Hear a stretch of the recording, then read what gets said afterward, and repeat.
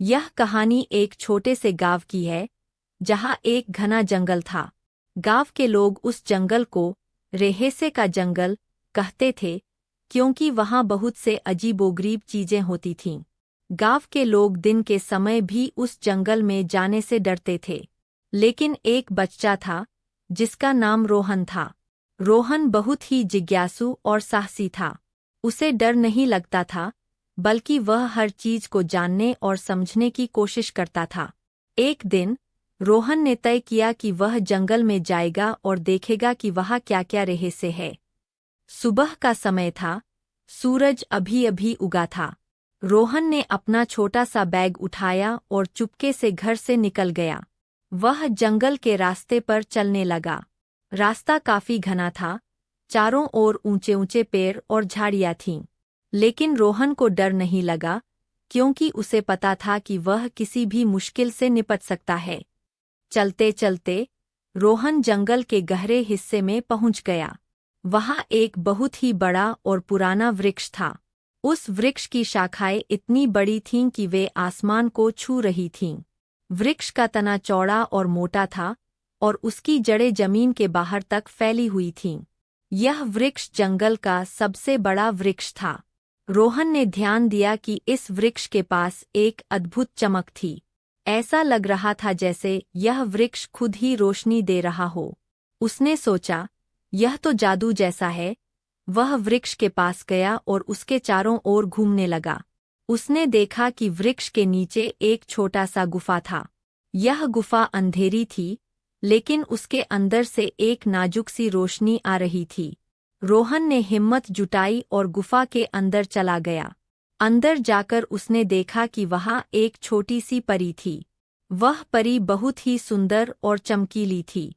उसकी पंखें रेशमी और हल्की थीं, और वह रोहन को देखकर मुस्कुरा रही थी।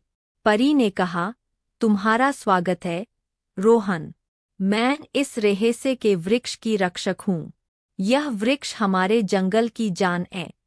अगर यह वृक्ष न रहे, तो हमारा पूरा जंगल खत्म हो जाएगा। रोहन ने पूछा, यह वृक्ष इतना खास क्यों है? इसमें ऐसा क्या है जो इसे दूसरों से अलग बनाता है? परी ने बताया, यह वृक्ष जंगल की ऊर्जा का स्रोत है। इसके पत्तों से जादुई ऊर्जा निकलती है, जो पूरे जंगल में फैल जाती है। इसी ऊर्जा के कारण जंगल हरा-भरा और जीवंत रहता है। लेकिन इस वृक्ष को खतरा है। एक दुष्ट जादूगर इसे नष्ट करने की योजना बना रहा है। रोहन को यह सुनकर चिंता हुई। उसने पूछा, मैं आपकी कैसे मदद कर सकता हूँ? मुझे बताओ, मैं क्या कर सकता हूँ इस वृक्ष और जंगल को बचाने के लिए? परी ने कहा, तुम्हारी मदद की जरूरत है। तुम्हें उस जादूगर को रोकना होगा, जो इस वृक्ष को काटने की योजना बना रहा है। उसने अपने जादू से कई जंगल के जानवरों को अपने वश में कर लिया है। वह इन्हें उपयोग करके वृक्ष को नुकसान पहुंचाना चाहता है। तुम्हें उन जानवरों को आजाद कराना होगा और जादूगर को रोकना होगा। रोहन ने बिना सोचे समझे कहा, मैं तैयार हूँ। बताओ, मुझे क्या करना होगा? परी ने रोहन को एक जादुई पंख दिया और कहा, इस पंख का उपयोग करके तुम जानवरों को जादूगर के प्रभाव से मुक्त कर सकते हो। बस इसे उनके सामने लहराओ, और वे अपने असली रूप में लौट आएंगे। जादूगर को रोकने के लिए तुम्हें उसके किले में जाना होगा, जो जंगल के दूसरे छोर पर है। रोहन ने पंख को अपने बैग में रखा और किले की ओर चल दिया। वह जंगल में धीरे-धीरे आगे बढ़ा, और उसने देखा कि कई जानवर अजीब व्यवहार कर रहे थे। वे पेड़ों को तोड़ रहे थे और पत्तों को नुकसान पहुंचा रहे थे। रोहन ने पंख को लहराया, और तुरंत जानवर सामान्य हो गए। उन्होंने रोहन को धन्यवाद दिया और उसे आशीर्वाद दिया। रोहन धीरे-धीरे किले की ओर बढ़ता गया। वह सावधान था, क्योंकि जादूगर के अनुयायी चारों ओर घूम रहे थे। वह छुपते-छुपते आगे बढ़ा, और आखिरकार किले के द्वार तक पहुंच गया। वहां उसने देखा कि जादूगर अपने मंत्रों से जंगल को नुकसान पहुंचाने की कोशिश कर रहा था। रोहन ने बिना समय गवाए पंख को लहराया, जिससे जादूगर का जादू कमजोर पड़ गया।